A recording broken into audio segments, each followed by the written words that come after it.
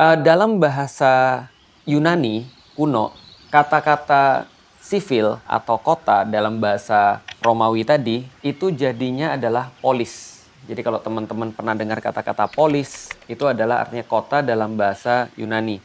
Misal kalau teman-teman ingat ada yang namanya polis Athena, ada yang namanya polis Sparta, Thebes, dan segala macamnya. Itu adalah nama-nama polis atau kota. Nah, pertanyaannya adalah, kenapa bisa polis ini terus kemudian berhubungan dengan apa yang kita bahas pada hari ini, civilization juga. Civilization dan civilization atau kata-kata polis itu nantinya akan berpengaruh dalam bahasa Indonesia namanya adalah peradaban. Sementara kata-kata polis itu nanti jadi kata politik. Kok bisa begitu? Karena itu dimulai ketika terjadi struktur masyarakat bertambah rumit, jadi interaksinya itu kayak nambah-nambah ruwet gitu ya. Maka perlulah pengaturan. Ketika perlu pengaturan itulah mereka sebut dengan sistem perkotaan atau kondisi perkotaan, nuansa perkotaan.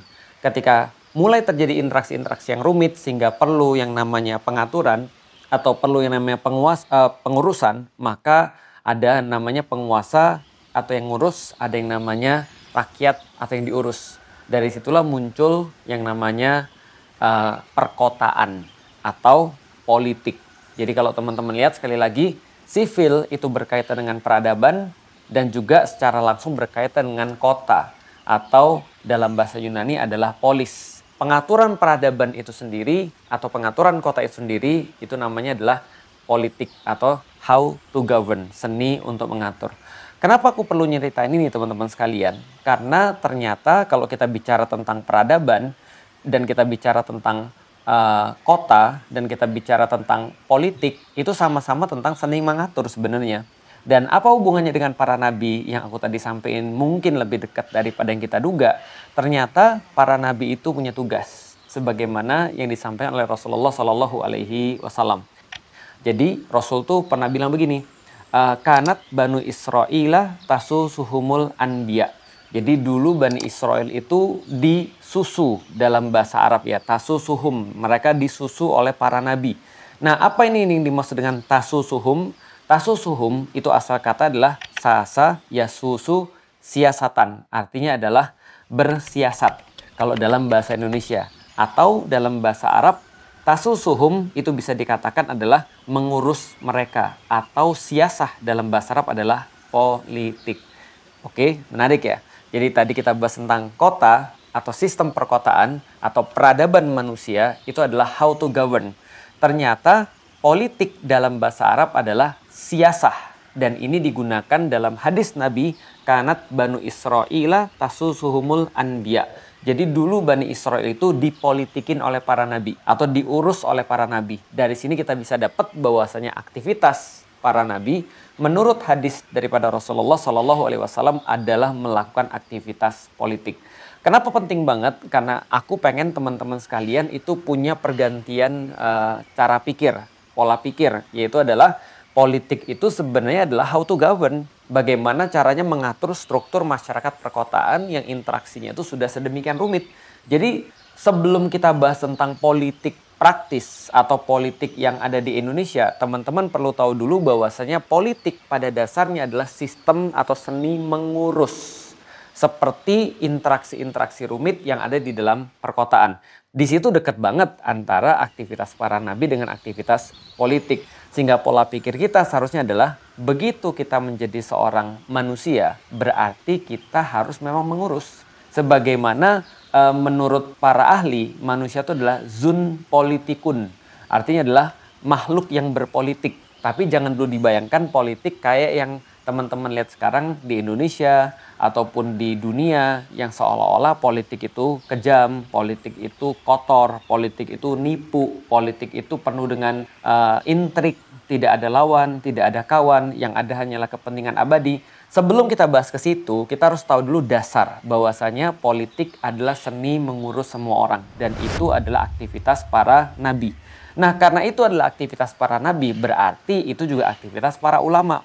Karena ulama adalah warasatul anbiya, adalah pewaris daripada para nabi. kerjaan mereka yang paling utama apa? Ngikutin kerjaan paling utama daripada para nabi, yaitu adalah riayah, yaitu adalah siasah, yaitu mengurusi urusan umat.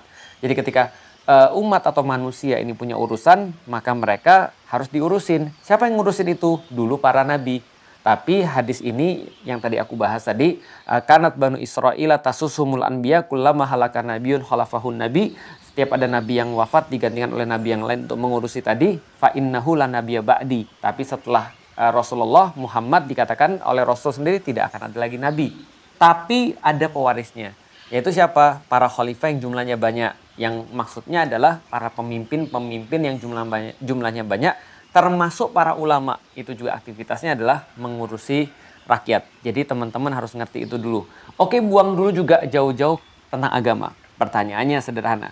Andai pun kita nggak ada agama, apakah kita tidak jadi berpolitik? Jawabannya enggak. Karena itu adalah sesuatu konsekuensi daripada hidup bermasyarakat atau hidup bersama. Kecuali kalau seandainya Anda berencana hidup sendirian di hutan. Nah, itu nggak perlu ada politik. Kenapa? Karena nggak perlu ada yang diurus. Tapi selama kita menjadi manusia, dan manusia itu harus berkumpul, manusia itu harus berinteraksi, manusia punya kepentingan. Nah, bagaimana cara menyelesaikan konflik yang muncul? Bagaimana cara mengatur agar manusia ini bisa memenuhi keperluan-keperluannya? Bagaimana manusia ini bisa untuk mencapai tujuan-tujuannya? Nah, semua ini perlu pengaturan, yaitu namanya politik. Kenapa perlu diatur? Ya kalau nggak diatur, kita nggak ada bedanya dengan hewan. Kalau misalnya nggak ada aturan, ya hukum rimba yang berlaku. Siapa yang kuat, dia yang menang. Kalau dia sudah tua, dia habis. Kenapa? Karena dia sudah nggak kuat lagi. Siapa yang punya alat-alat lebih bagus, dia yang menang. Nah, di sini tidak akan tercipta yang namanya kelangsungan hidup manusia. Atau kayak di rimba gitu kan ya. Bahkan mendingan kalau sekalian binatang. Kenapa? Ya binatang membunuh bukan karena dia nggak suka. Binatang membunuh karena dia perlu makan. Begitu dia kenyang, dia nggak bunuh lagi. Atau dia nggak makan lagi. Tapi manusia kan tidak. Nah, karena itulah selama manusia berkumpul gampangnya, maka kita perlu politik. Maka kita perlu pengaturan. Ini penting banget untuk kita pahami bahwasanya politik itu adalah nature-nya manusia yang berkumpul. Kecuali kalau mereka nggak mau berkumpul. Kalau mereka sendirian-sendirian aja. Pertanyaan berikutnya. Kalau politik adalah how to govern, bagaimana cara kita untuk bisa mengatur sesuatu, maka seperti apa harusnya aturan yang benar? Atau bagaimana cara harusnya mengatur manusia? Kalau teman-teman tahu, kalau kita bayangin ya, zaman dulu kalau misalnya ada orang-orang berkumpul misalnya ya, di peradaban-peradaban kuno, maka ketika mereka berkumpul, mereka pasti pengen yang pertama kali adalah melakukan survival mode dulu. Jadi kita harus tahu dulu kenapa sih manusia itu perlu berkumpul? Karena secara alamiah, secara dasar, lebih mudah untuk bertahan hidup bersama-sama ketimbang bertahan hidup sendirian. Itu dulu. Jadi manusia itu kalau dia nggak ngumpul, dia pasti sudah mati. Jadi ini adalah semacam kayak survival instingnya manusia, dia berkumpul. Nah, konsekuensi daripada orang itu berkumpul, mereka pasti perlu koordinasi. Karena itulah mereka biasanya, kalau misalnya dari dasarnya tadi ya mereka berkumpul, mereka berkoordinasi. Siapa yang mengkoordinasi mereka pasti yang lebih kuat. Makanya namanya kan alfa, yang memimpin itu maksudnya. Itu adalah yang koordinasi mereka. Yaitu terjadi juga pada binatang. Misalnya kalau binatang berkumpul biasanya dipimpin, dikoordinasi oleh alfanya. Misalnya kayak serigala, itu alfanya biasanya ada di belakang biasanya. Atau kalau dia lagi berburu, alfanya ada di depan misalnya. Tapi yang jelas dia dikoordinasi. Begitu juga dengan manusia. Nah, dari situlah sistem kepemimpinan awal tuh muncul. Jadi sistem kepemimpinan awal sesederhana siapa yang punya kekuatan lebih besar yang bisa melindungi manusia daripada kepunahan. Karena pertama-tama kenapa manusia itu perlu berkumpul, kenapa manusia itu perlu untuk diatur, karena mereka harus survive.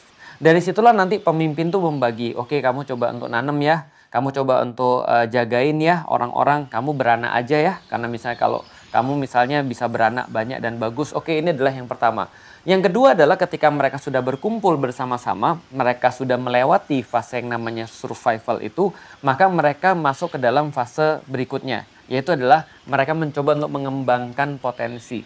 Atau mereka mencoba untuk flourish, mereka mencoba untuk berlimpah. Misal, kalau selama ini mereka cuma bertahan hidup aja, sekarang mau dong kita bukan cuma untuk bertahan hidup, tapi kita mau makan yang pas. Kita mau makan yang proper, maka ditugaskan, oke ini untuk berburu, oke ini untuk nyari meramu misalnya, ini untuk nyari makanan, ini untuk ngurusin rumah. Nah, inilah mulai pembagian-pembagiannya. Walaupun belum sampai pada struktur perkotaan tadi, belum sampai pada politik yang lebih rumit.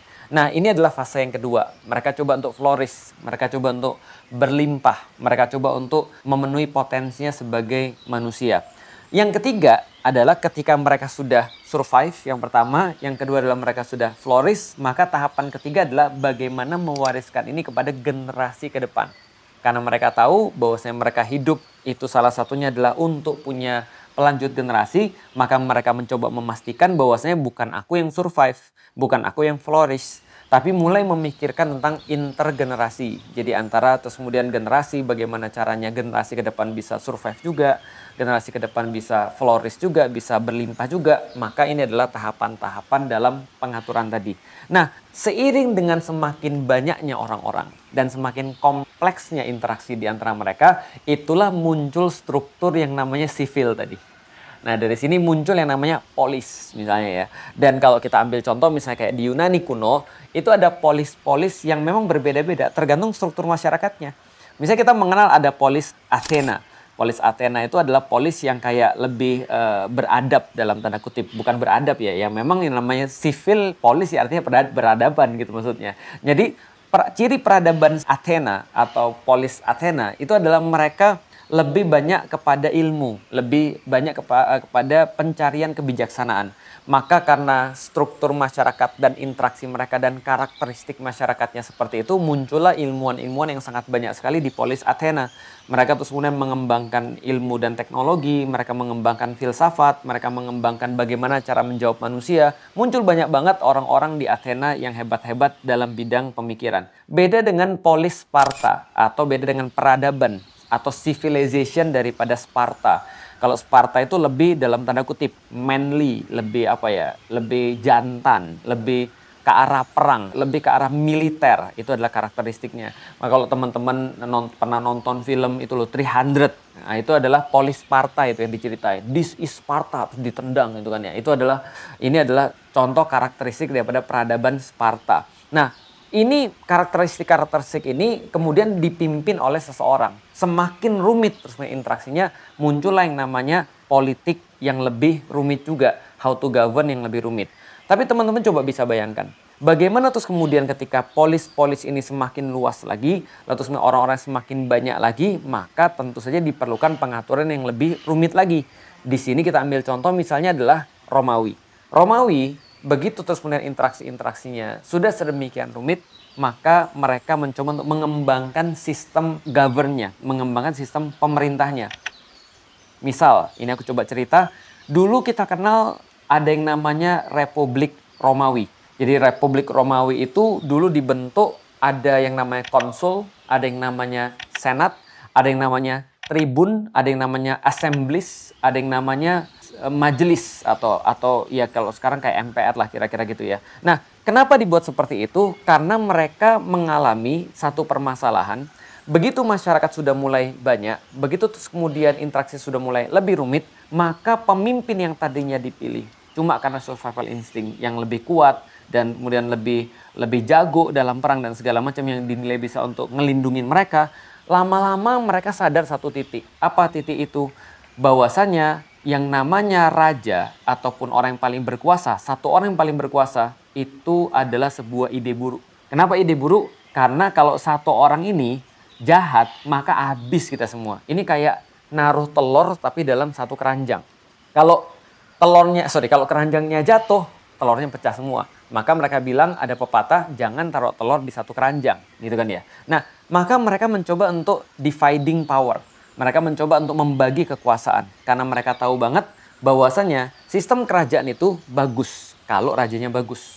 Tapi begitu rajanya kacau, begitu rajanya ngawur, maka sistem kerajaan itu jadi sistem yang paling buruk yang pernah ada. Kenapa? Karena raja bisa berbuat apapun.